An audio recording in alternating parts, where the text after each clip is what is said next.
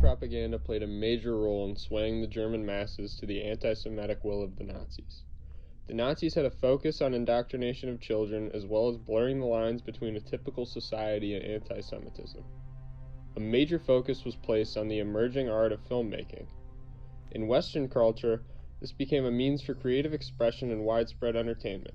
In Nazi Germany, it was used to sway the masses.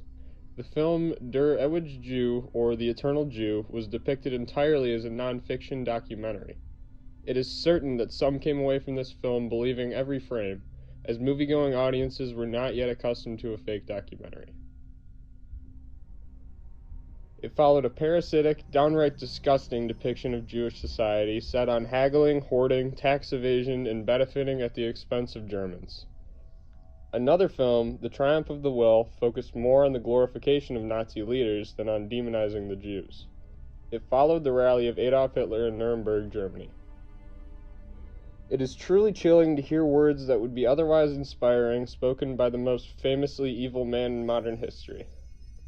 One quote in particular, coming from Adolf Hitler: "There is always a part of society that sets themselves apart, and more is expected from them than the millions of national comrades.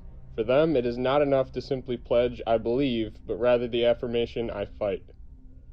These are words that, if spoken by a morally righteous individual, could easily come off as inspiring. Instead, with the horrific context of the situation, they instead come off as terrifying. Seemingly normal people were moved by these words. Triumph of the Will only had a running time of 110 minutes, but over 65 hours of footage were recorded. If that doesn't show dedication to manipulation, it's hard to say what does. Other venues of propaganda were equally prevalent in Nazi society. Posters were erected around Germany featuring gross exaggerations of Jewish individuals and strong, hard-working depictions of the standard German.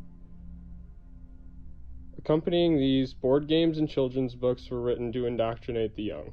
Children's books featured disgusting imagery. This was accompanied by horrific verbiage such as stating, "The God of Jews is money." From poisonous mushrooms to mischievously obese, they did all they could to demonize the entirely guiltless people. It is nothing short of revolting seeing how these people were treated, and the importance of knowing how it came to pass cannot be understated. People need to know what to look out for when there are warning signs like child indoctrination, and we need to know when morality is replaced by the will of the government and passed off as normal.